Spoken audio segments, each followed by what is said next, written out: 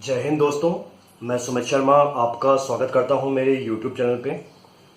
आज की क्लास में अपन लोग बात करने जा रहे हैं चैप्टर नंबर 5, जो कि है आपका periodic classification of the elements. अपन को इस चैप्टर में एलिमेंट्स के बारे में स्टडीज करनी है और कैसे एलिमेंट्स की डिस्कवरी के बेस पे उनको अरेंज किया गया था, ताकि एक सेट ऑफ एलिमेंट्स मिले जिनकी प्रॉपर्टीज सेम हो, मास के अकॉर्डिंग हो या चाहे एटॉमिक नंबर के अकॉर्डिंग हो। तो धीरे धीरे अपन उन्हीं सभी रहस्यों से पर्दा उठाएंगे। जाने से पहले मैं एक बात कहना चाहता हूँ सभी बच्चों से कि इस चैप्टर की बहुत ज़्यादा इंपॉर्टेंस है। अगर आप लोग 11th-12th में केमिस्ट्री को अपना सब्जेक्ट चूज करोगे, फिजिक्स केमिस्ट्री मैथ लेते हो या फिजिक्स केमिस्ट्री बायो, और आगे भी इस चैप्टर की बहुत ज़्यादा इंपॉर्टेंस रहेगी। तो समझने में बिल्कुल भी चूक मत करिएगा। डाउट है तो मुझे मेरे नंबर्स पे कांटेक्ट करके जरूर बताएं, और किसी भी तरह की एक कोताही मत बरतें इसके अंदर, और अपने आप को लूज एंड मत दें, ठीक है। तो अगर आपको ये वीडियो पसंद आती है, मेरा चैनल पसंद आता है, तो definitely like, share and subscribe कीजिए। और बिना किसी देरी के अपन स्टार्ट करते हैं। सबसे पहले मैं बात करता हूँ एलिमेंट्स के बारे में कि एलिमेंट्स होते क्या हैं।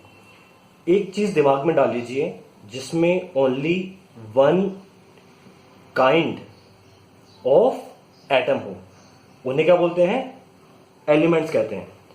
और जिनको फिजिकल एंड केमिकल मीन्स के थ्रू, केमिकल मीन्स से जिनको फर्दर डिवाइड नहीं किया जा सकता, केमिकल और फिजिकल मीन्स से जिनको फर्दर डिवाइड अपन नहीं कर सकते, उन्हें आप क्या बोल सकते हो? एलिमेंट्स कह सकते हो। आ रही बात समझ में?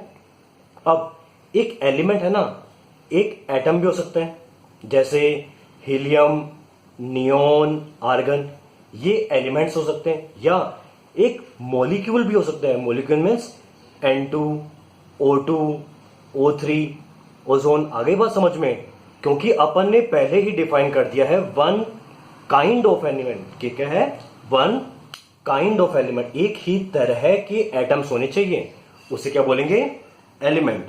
आगे चलते हैं, मॉलिक्यूल्स की बात करता हूं। बहुत ही सिंपल है मॉलिक्यूल के बारे में।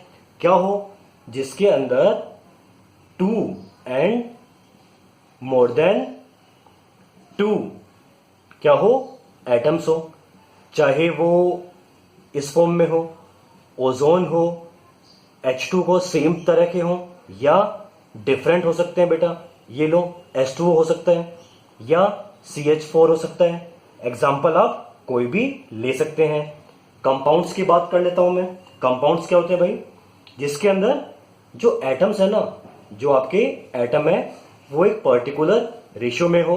वापस आप सेम एग्जाम्पल ले सकते हो, H2O कह सकते हो, मीथेन CH4 कह सकते हो, जो आपका मन करे। कंपाउंड्स की बात हो सकती है, H2SO4 ले लीजिए।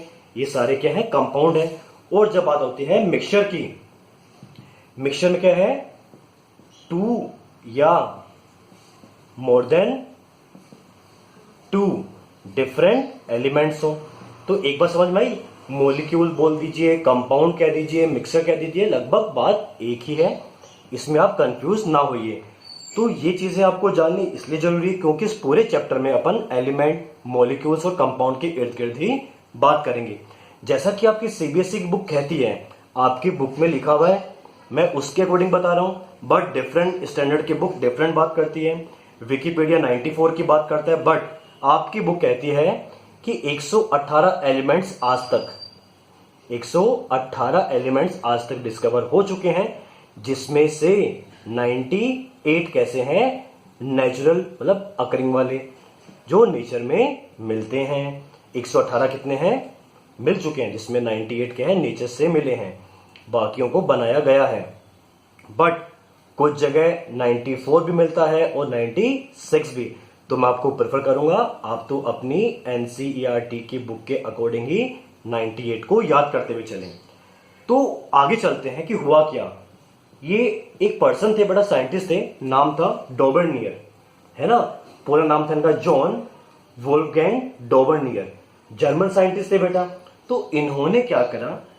इन्होंने उस समय तक जितने भी आपके एलिमेंट डिस्कवर हो रखे थे, जितने भी एलिमेंट डिस्कवर हो रखे थे, तो उन्होंने क्या करा, उन सभी एलिमेंट्स को एटॉमिक मास, ये टर्म आप क्लास 9th में पढ़ चुके हो, एटॉमिक मास।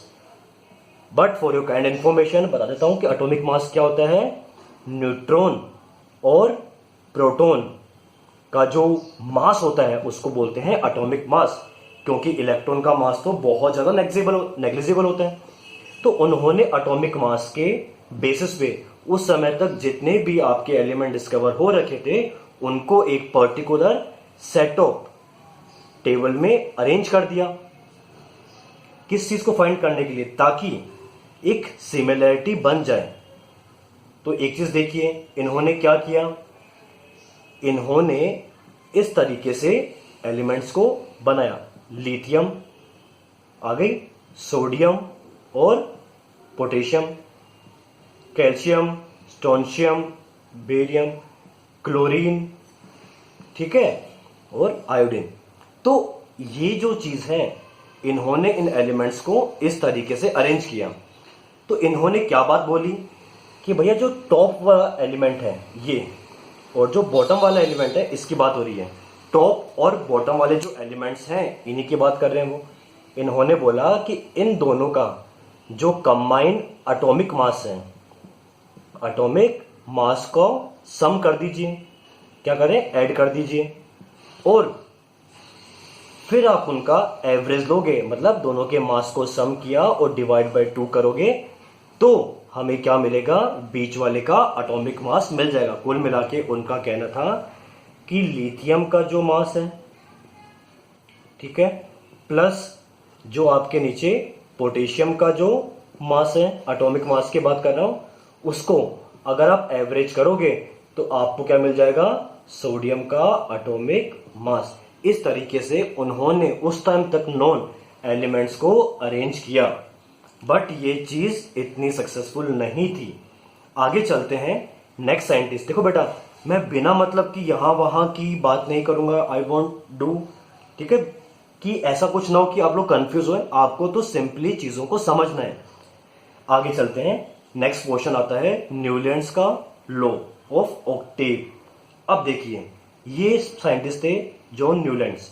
इन्होंने क्या किया, अगर आप अपनी बुक की नेक्स्ट पेज पे जाके बात करते हो तो वहां पे आपको न्यूलैंड का ऑक्टेव बना हुआ दिखेगा।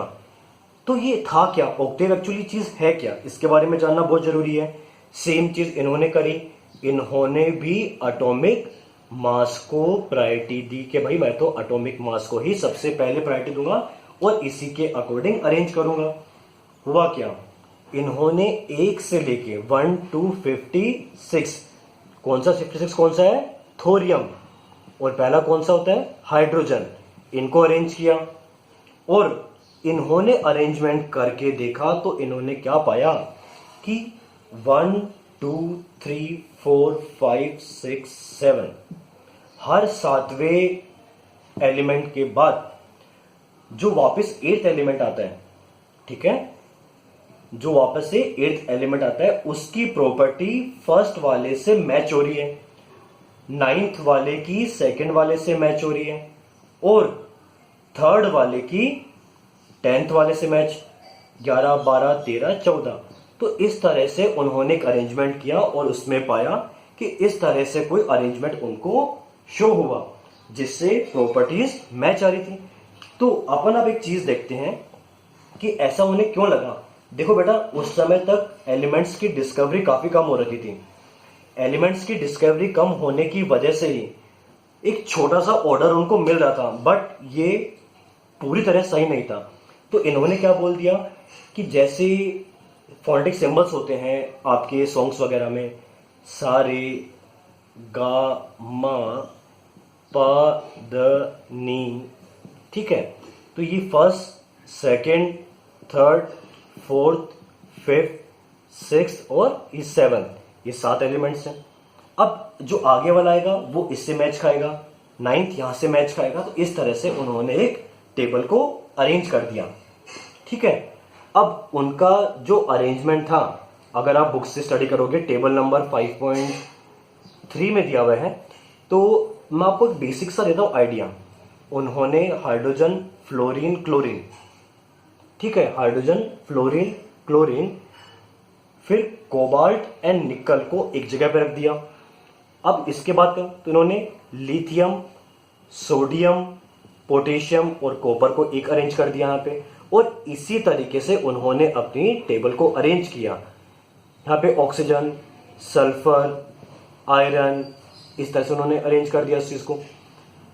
आप एक चीज ध्यान रखिए कि lithium, beryllium, boron, carbon, nitrogen की बात हो रही है, तो एक चीज यहां पर आपको देखने लायक है। मैं बताता हूं आपको लिमिटेशन, अगर आप मुझे परमिशन दे तो मैं थोड़ा पोर्शन रब करूं ऊपर वाला। देखिए ऊपर का थोड़ा सा पोर्शन रब करता हूं, अदरवाइज क्या ये चीज आपको समझ में नहीं आने वाली। मैं अच्छे से इसको डिजाइन करके आपको वापस समझाता हूं, ठीक है। देखिए तो इन्होंने बोला कि भाई ये तो हमारे सा, रे, गा, मा, पा, द, नी, ठीक है। गाना गाना मत सीख जाना, गाओ तो अच्छी बात है, किसी ने मना भी नहीं किया, ठीक है। इतना भी पढ़ाई मत करो यार, परेशान मत हो, एंजॉय करो उस चीज को। तो अगर मैं न्यूलैंड के ऑक्टेव की बात करता हूं, क्लोरीन, कोबाल्ट और निकल एक साथ रखे हुए हैं, और यहां पे भी यार lithium, sodium, potassium, copper, rubidium, फिर beryllium, boron, carbon, nitrogen, oxygen, यहाँ पे सल्फर, आयरन, ऐसी जगह छोड़ दी बेचारे ने क्योंकि एलिमेंट्स थे नहीं उसके पास। फिर यहां से आइए नीचे की ओर, जैसा कि इसने अपनी पीरियोडिक टेबल बना के दी थी, अपन तो उसी के अकॉर्डिंग बात करेंगे। कुछ कमियां थी वो निकालनी बहुत जरूरी है, जिंक, ठीक है, और इतना बहुत है मेरे ख्याल से ना, बात हो जाएगी इसके ऊपर। देखो आपको याद नहीं करनी है, डोंट वरी, बट वो जो न्यूलैंड का जो ये लो है इसकी आपको टेबल बिल्कुल याद करने की जरूरत नहीं है, आप तो लिमिटेशंस याद करेंगे, ठीक है।